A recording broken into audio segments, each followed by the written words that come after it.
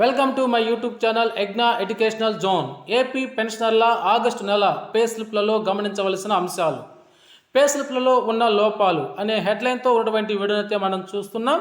చూసే ముందుగా ఫ్రెండ్స్, మన ఛానల్లో అందరికీ జీతాలు మరియు పెన్షన్లు జమ అయ్యేంత వరకు ఎప్పటికప్పుడు తాజా సమాచారం అందుతూ ఉంటుంది. అటువంటి సమాచారం మీకు కావాల్సినట్లయితే వెంటనే మన ఛానల్ని సబ్స్క్రైబ్ చేసుకొని ఫాలో అవ్వండి.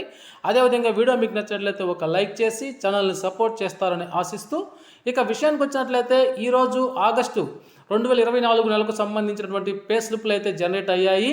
అయితే పెన్షన్ల పే స్లిప్లలో కొన్ని లోపాలను అయితే పరిశీలించడం జరిగింది. వాటినేంటో ఒకసారి మనం చూద్దాం. డిఫాల్ట్ ట్యాక్స్ రెజిమ్గా ఫైనాన్షియల్ ఇయర్ 2024-25 న్యూ రీజియంకి బదులుగా పాతది అసంబద్ధమైన ఫైనాన్షియల్ ఇయర్ 2022-23 న్యూ రీజియం ప్రకారము మన పే స్లిప్లోని ఫామ్ 16 హెడ్డింగ్ కింద తప్పుగా లెక్కగట్టిన ట్యాక్స్కు సంబంధించినటువంటి వివరాలు వస్తున్నాయి. అవేంటో పరిశీలించినట్లయితే, మొదటగా ఫైనాన్షియల్ ఇయర్ 2022-23 న్యూ రీజియంలో స్టాండర్డ్ డిడక్షన్ లేదు. కానీ ఫైనాన్షియల్ ఇయర్ 2024-25 న్యూ రీజియంలో స్టాండర్డ్ డిడక్షన్ 75,000 రూపాయలుగా ఉంది. Financial year 2022-23 new regime, financial year 2024-25 new రీజియంల ఐటీ స్లాబ్లలో చాలా వ్యత్యాసం ఉంది.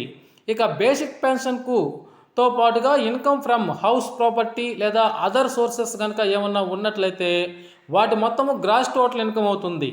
ఓల్డ్ రీజియంలో అయితే చాప్టర్ 6A కింద 80C నుండి 80U వరకు ఏవైనా మినహాయింపులు ఉంటే వాటిని గ్రాస్ టోటల్ ఇన్కమ్ నుండి తీసివేయగా వచ్చేదే టోటల్ ఇన్కమ్.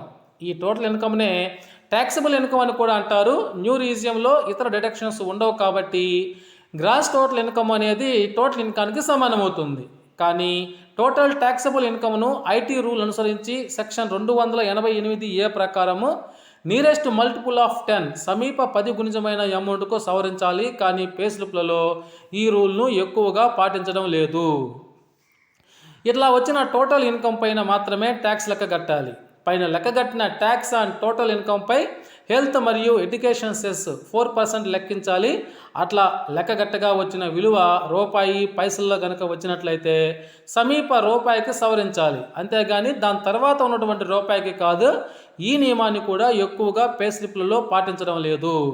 కొన్ని ట్రెజరీల్లో కొంతమందికి ట్యాక్స్ కట్ చేస్తున్నారు, కొంతమందికి ట్యాక్స్ కట్ చేయటం లేదు. ఇలాగా ట్యాక్స్ కట్ చేసేటువంటి విషయంలో ఒక్కొక్క ట్రెజరీని బట్టి ఒక్కో రకంగా ఉంటుంది. దానికి సంబంధించినటువంటి ఒక యూనిఫామిటీ అనేది ఇంతవరకు లేదు. ఓకే మిత్రులారా, ఇవి ఇంతవరకు గమనించినటువంటి పే స్లిప్లోని లోపాలు. ఇంకా ఏమైనా ఉన్నట్లయితే కామెంట్ సెక్షన్లో తెలియజేయగలరు.